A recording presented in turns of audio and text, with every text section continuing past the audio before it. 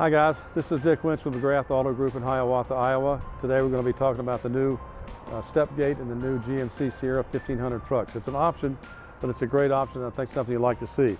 So I got two buttons here on the back. I push the lower button of the two right here.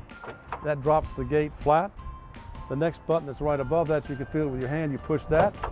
That releases the lower step unit. You drop that, unfold that, and then you have a grab bar here on the side that you can lift up. Locks into place, allows you to step here, pull yourself into the back of the cab if you wanted to do so. Obviously, you can also turn around, sit here with your feet down, and maybe at a ball game or a picnic or whatever else, watch the kids' soccer game. Then to close it back up, it's just a reverse.